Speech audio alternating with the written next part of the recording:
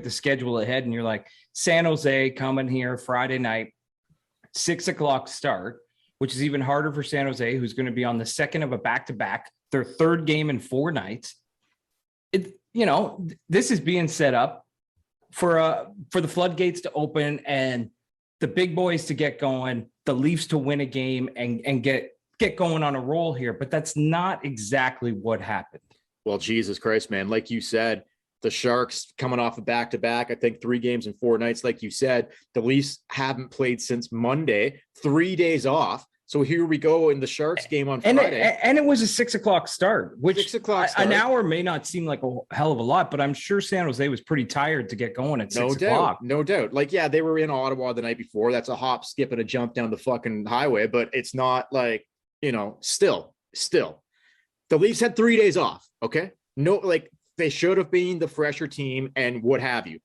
And like, okay, we got a start. Well, we got a Michael Hutchinson sighting. Okay. So like right away, Hutch just didn't have it, but the team didn't play fucking well either. So it ended up the Leafs lose. What was it? 5-3 ended up being the final. They got lit up in the fucking second period. This was the beginning of the shit show, but I wasn't as frustrated with it. Like Kasha ended up getting that nice breakaway goal. And who got the other goal was fucking Spezza. We'll get to him. And Tavares had one kind of go off his arm or whatever. It wasn't really a shot, but so Spezza and Kasha gets his first as a Leaf. But again, so they were outshot 31-33. Sorry, they outshot the Sharks 33-31. Sorry. And 0 for 2 on the power play. So 0 for 3 on the power play against the Rangers. 0 for 2 on the power play against the Sharks.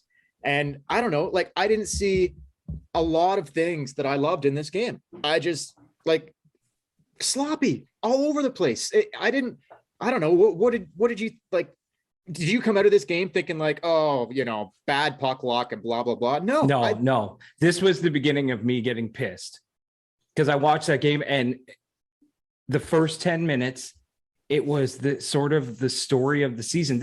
Not this season. This goes back last year, the year before. It's the story of the fucking team. You have San Jose coming in. They're going to be tired. They're going to be 80%. That's what they're going to give you. They're going to give you what they have, and it's not going to be 100%. Yeah. You should take it to them. The shot should be 10-1 Toronto after 10 minutes. It's the opposite. Every fucking day, it's the opposite. Yeah. They're getting outshot, and then what happens? They fall behind the 8 ball, and they give up the first goal.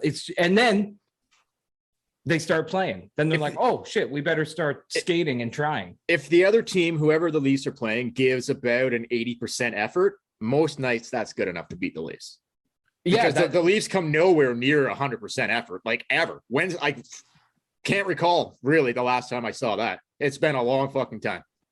Like, they are dogging it all over the fucking place. All over the fucking place. Dogging it. They don't have it, man. That is my conclusion. We haven't even got to the Pittsburgh game yet. But we're gonna get off the San Jose game because really everyone wants to know, why are Leaf fans so pissed off today? Well, if you're listening to this podcast, you are a pissed off Leaf fan. You are about to hear 2 pissed off Leaf fans give their take. They went in Saturday with basically Pittsburgh missing an entire top line, 3 forwards and 2 defensemen, like 5 superstar players not in the lineup. They were missing 4 forwards: Carter, Crosby, Malkin, Rust, and Letang. So we're all out. We're all out. So you have like basically a top unit. So Rodriguez, that's like their top power play right there. Evan Rodriguez, if you remember quickly as a Maple Leaf in a trade, he was the number 1 center to start that game. Their number 1 center was Evan Rodriguez. We had Austin Matthews, John Tavares. If you looked at this on paper, I don't even know what the odds were in Vegas on this game or on ProLine or whatever, but it had to be heavy, heavy Toronto to win this game. Plus, you had Jack Campbell in net. Hutch blew it in the San Jose game. He was fucking terrible. I don't want to see Hutch in the net again. Yeah, well, we will. And what happened? 10 minutes into this game in Pittsburgh, they're getting outshot 9-3. They're getting outshot 9-3, and they're down 1-0. What the fuck happened? What is happening, man? Wouldn't I mean, I would like to know, but I would just sum it up as it's not nearly good enough. What the product on the ice is not nearly good enough, but they just look so fucking out to lunch, man. They just do not have it. These guys, like, I literally do not understand how you go in to Pittsburgh like you're a National Hockey League fucking team. You say all these things about we're going to learn our lesson and blah, blah, blah. No, like, stop fucking talking. Don't want to hear it anymore. I don't want to hear we're going to learn from this. We're going to fuck that shit. These guys haven't learned dick and they're not going to learn fucking dick. That's the conclusion I've drawn to this. Is it not? What else is there? Oh, absolutely. They just don't care. That's what it looks like. Like, I'm sure they want to win. Doesn't fucking look like it. Doesn't look like it. I don't know what it is. We'll get to Mitch later, but my God, man, that guy looks like a guy that wants to win.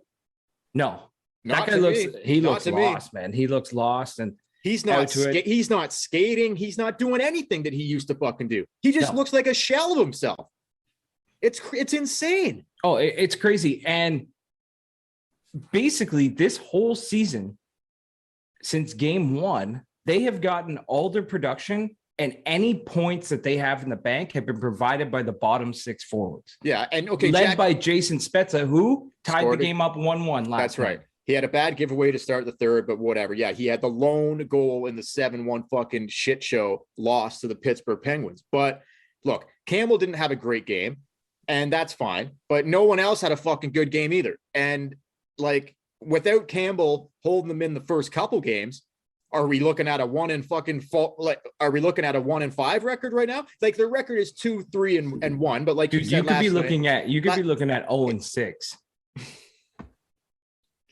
Like, what, everyone's talking about Montreal because they came out of the gate 0-5. The Leafs are very, very close to that. Like, yeah, 2-3-1 is not great. No, it's brutal. 2-4, basically, like you said. Like, they got the point in the Rangers game, but anyway, it's a loss. Look, they've won 2, they've lost 4. So in the Pittsburgh game, again, they end up losing 7-1. They just ridiculously outworked.